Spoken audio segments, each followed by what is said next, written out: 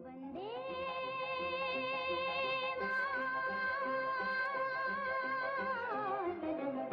Mataram, Vande Mataram, Vande Mataram, Vande Mataram, Vande Mataram, Vande Mataram, Vande Mataram, Vande Mataram, Vande Mataram, Vande Mataram, Vande Mataram.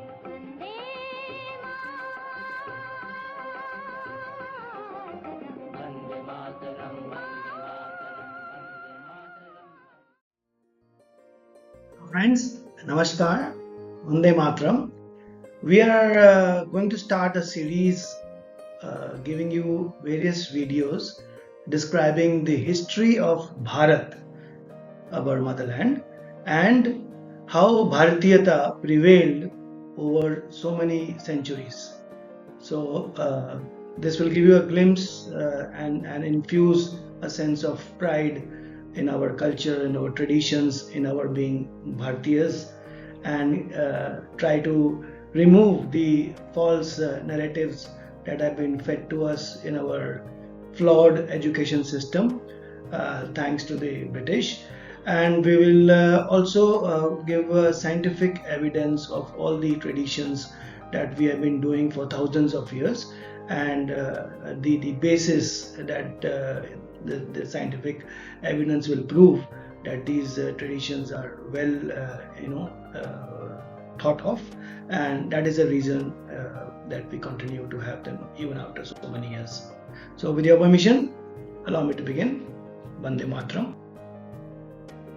See, in our history lessons right from our school days, we have studied the history of Bharat.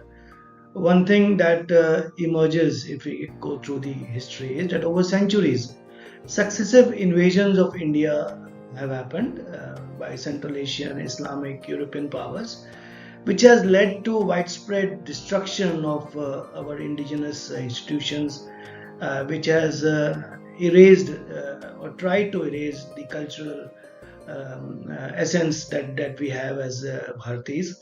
And there was a systematic effort to reshape the civilizational identity of Bharat, which of course it has miserably failed because Bharatiyata is in our DNA.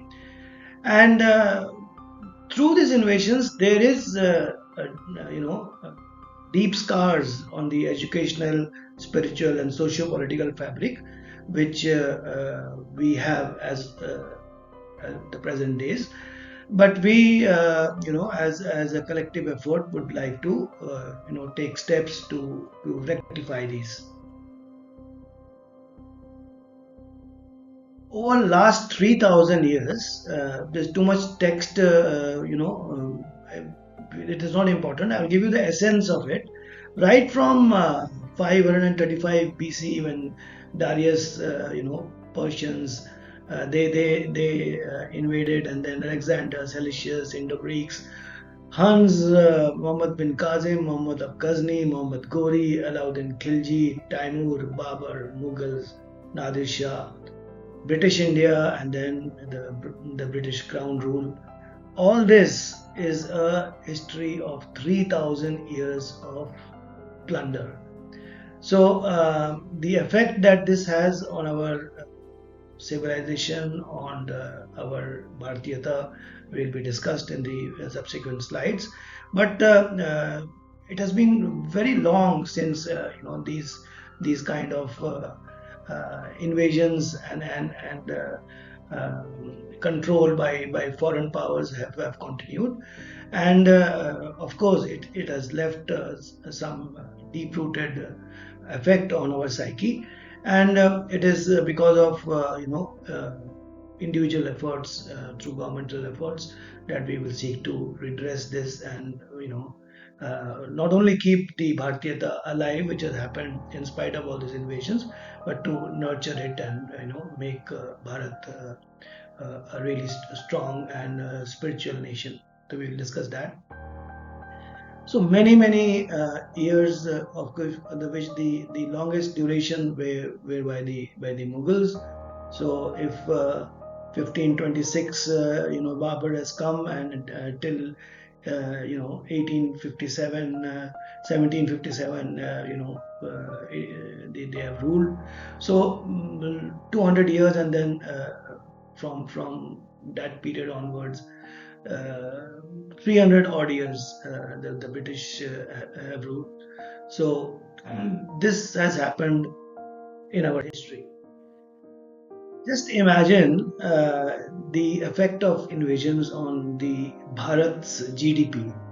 So even today, America's GDP is, undoubtedly the most powerful nation today, is about 25-26% of the world's GDP.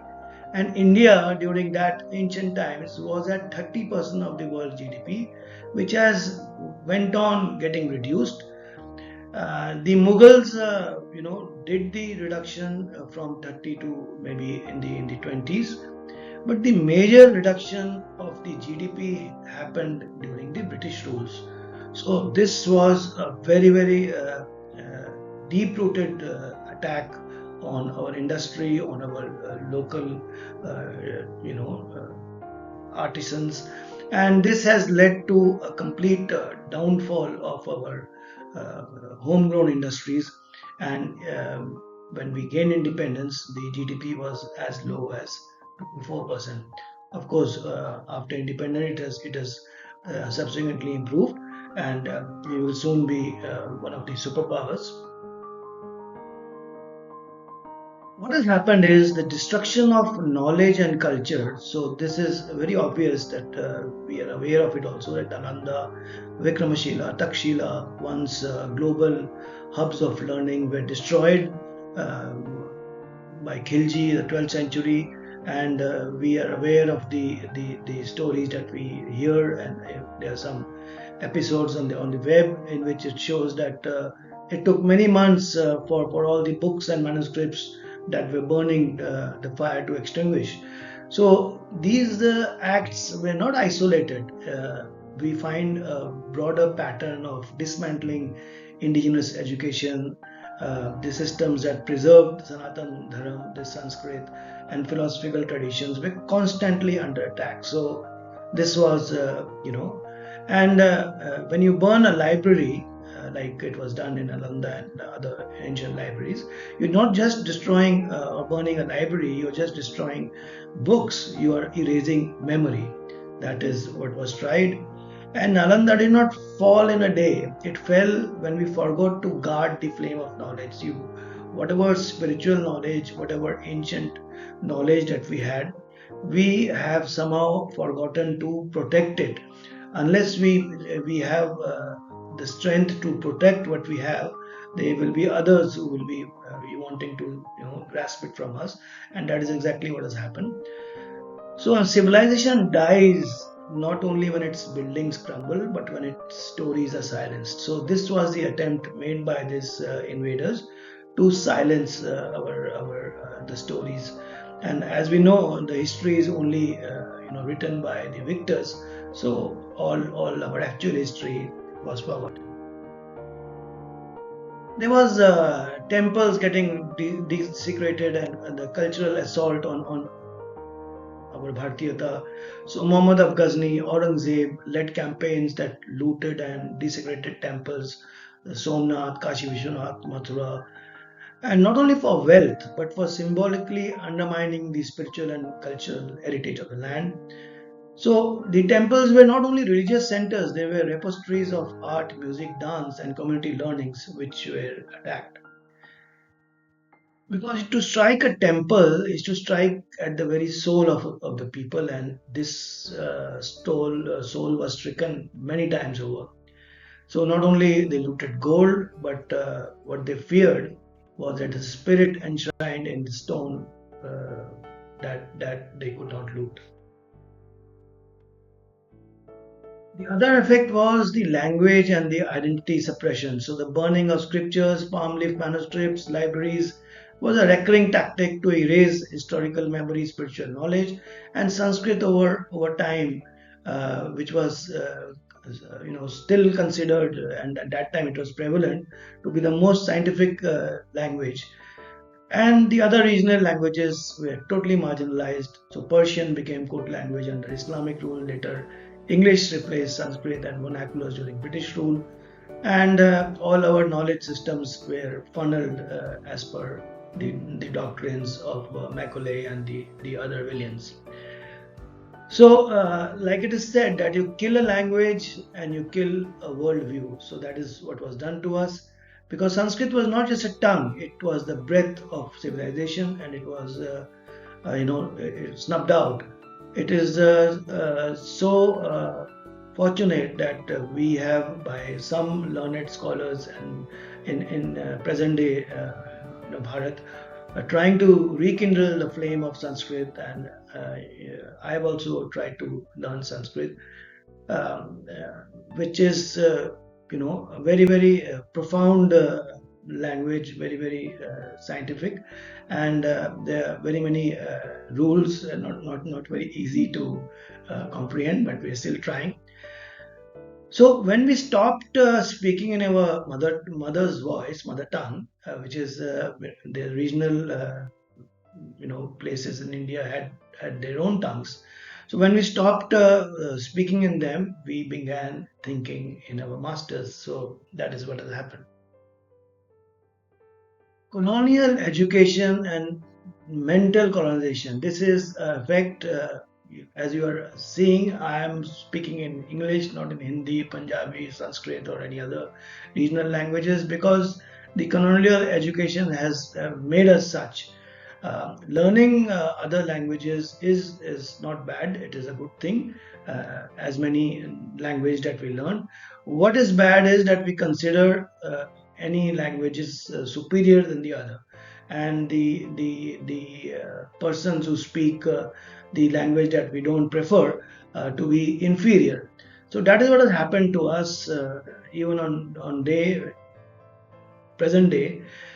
Anyone speaking English, we feel is more literate, more educated, more cultured, and anyone who is unable to speak English is not so, which is a real tragedy. This is exactly what the English is Britishers wanted. So a nation that forgets its roots becomes a shadow in someone else's story. So we have become a shadow in someone else's story. So we read Battle of Plassey and Battle of Panipat, and the Bharat in that is a story which is a sideline, which is just a shadow. Robert Clive becomes a hero, whereas the likes of Robert Clive, Warren Hastings, they are the real villains of Bharat. But that is not what we have been taught in our curriculums.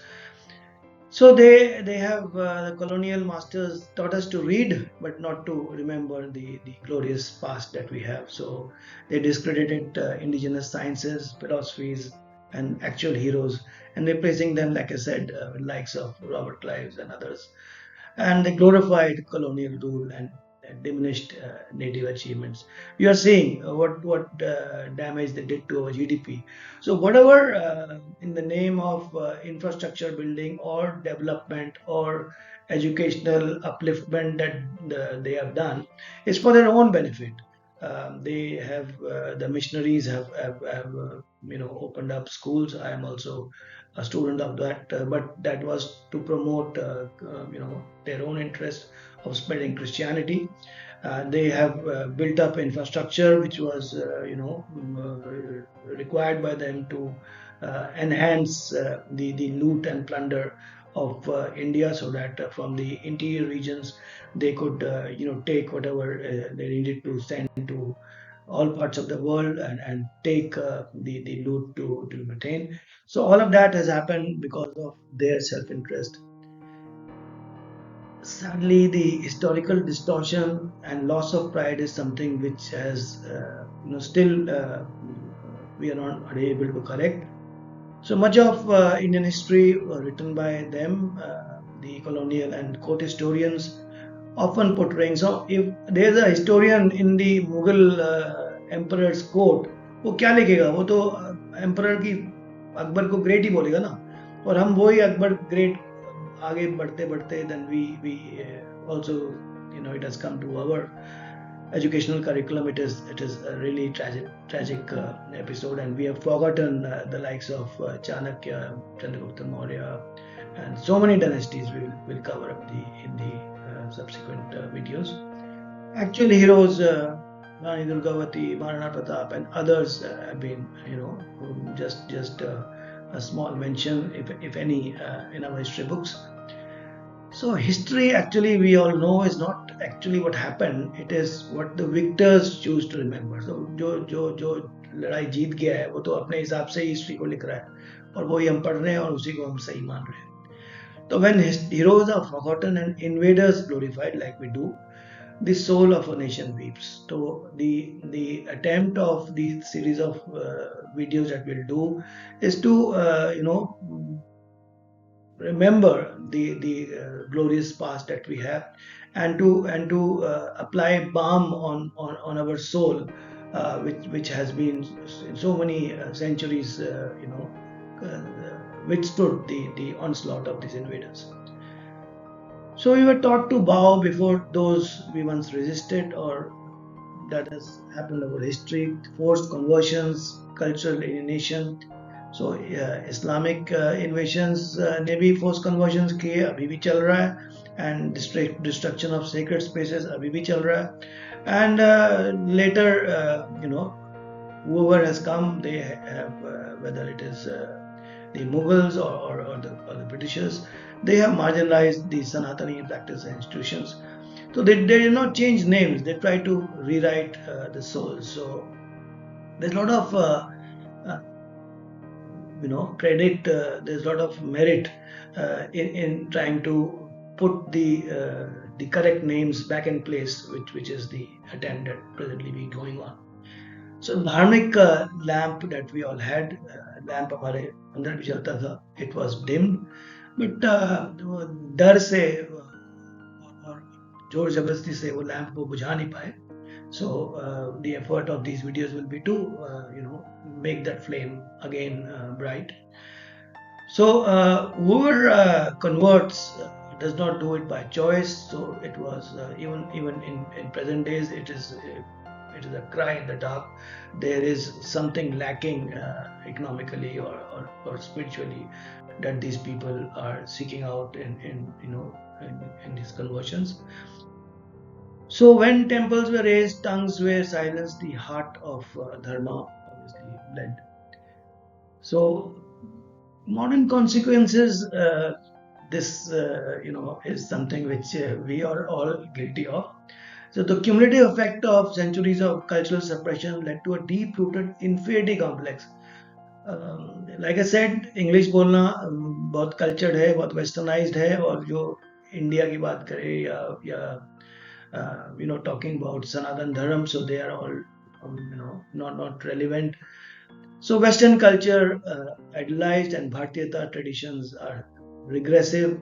Nothing could be more false than that. So the सनातन धर्म की जो pride होनी चाहिए थी वही इरोड हो गई, native language की जो प्राइड होनी चाहिए वही इरोड हो गई, और जिन्होंने हमें इकोनॉमिक एक्सप्लॉइट किया, जो इतने सालों से they were torturing us in all possible ways, so we have succumbed in their culture. So we wear suits stitched from borrowed pride, and we feel कोई भी पार्टी में मैरिज में जाते हैं तो सूट होना चाहिए, टाई होना चाहिए, which is we are wanting to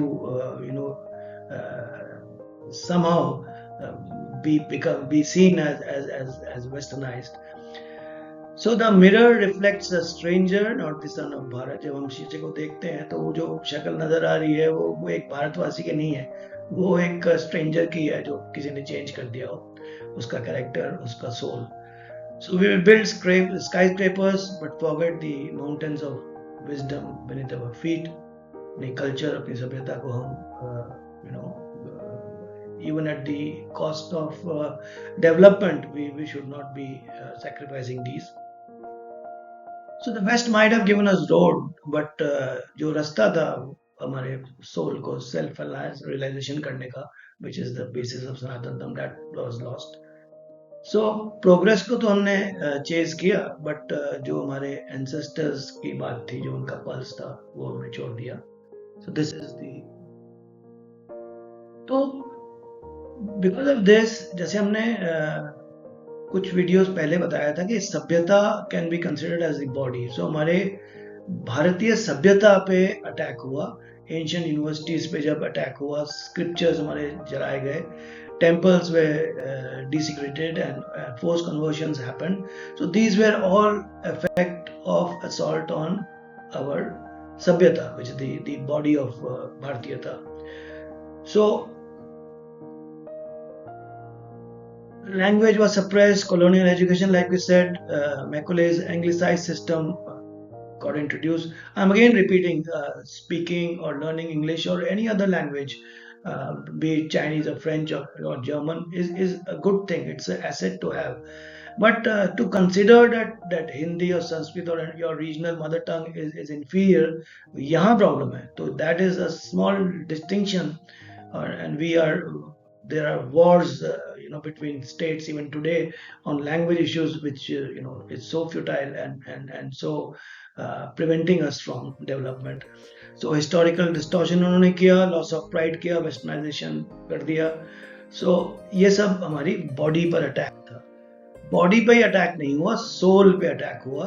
तो रिचुअल जो सप्रेशन किया कि तुम ये कर रहे हो, आज भी बीच बीच में आता है कि भाई तुम दिवाली नहीं मनानी चाहिए, पोल्यूशन होता है, होता होगा पोल्यूशन भी, but that is not the reason of the so many problems that we have. And Diwali is being celebrated since long. If there is a pollution from Diwali per se, there should be ways of trying to address that, rather than belittling the festival that we have. Same is with Holi, same is with all our rituals that we have. Loss of aesthetic traditions, so classical music, dance, scripture. So I am trying to learn Santoor from the Sufi Gharana, and it's so sad that not more than 100 players are there in India who are wanting to learn this like me. So slowly ये खत्म हो रहा है, and it's my effort के कम से कम alive रहे in some form or the other. Displacement of dharma, mockery of deities and symbols. Each of our deity has a symbolic meaning, whether it is the one tooth which is broken of Ganesha, or the mouse below him, or the trunk that he has, or his fat belly, or the Trishul of Shivji. So everything has a great significance, and बिना वो significance को जाने और किसी ने उनका मजाक उड़ाया और हम भी उसी में शामिल हो गए, और वो मजाक उड़ाने में अपने आप को ज़्यादा मॉडर्न समझने लगे. सो इससे दुखद क्या बात हो सकती है. सो लाइक पहले भी बताया, फेस्टिवल से एलिनेट हो गए, कल्चरल मिमिक्री करने लग गए, स्पिरिचुअल का इन्फिनिटी कॉम्प्लेक्स हो गया कि भाई हमें अगर टेम्पल जा भी रहे हैं तो इधर उधर देख रहे हैं कि भैया कोई देख तो नहीं रहा कि हम मंगलवार को टेम्पल जाते हैं या फिर व्रत रखते हैं, या ये किसी को पता नहीं चलना चाहिए. या तिलक लगाने में जो I salute so many people from the south of India who proudly display the tilak, but कहाँ, where most of the other parts of India they don't do it, and even if it is done, so they do it with शर्म आती है लगाने में. So a lot of integrational transmission has happened. So there is a generation gap that has happened over centuries, but the generation gap that we presently have, not only with Gen X or Gen Y or Gen Z or Gen Alpha, it is the gap is widening. So Gen Alpha का gap जो आज के date में है, which is even worse than the gaps that we had with the other generations. And I hope each of the generation is intellectually and knowledge wise and even information wise more wiser than us. I must concede. But problem क्या है, उनको वो direction नहीं मिल रहा, and they don't know that the direction that they're taking is self-defeating. So if somehow किसी तरह से उनको ये direction मिल जाए, तो I'm sure wonders can happen. So coming to the conclusion of this, over all this, Sanatan Dharma has survived. So there's a revival and resilience of Sanatan Dharma that is required. So because you can uproot a tree, but the seed it leaves behind cannot be uprooted. So we are the seeds of this Sanatan Dharma, which is not a religion, it is a rhythm of existence. आज भी गंगा बहती है, आज भी जो वेद की वाणी है एको करती है हमारे मंत्र में, और the soul of भारत जो है वो अभी भी जीवित है, it still breathes. So in the end, there's nothing better than there is Iqbal Saab had given a poem which we recite, and the instrumental music is played.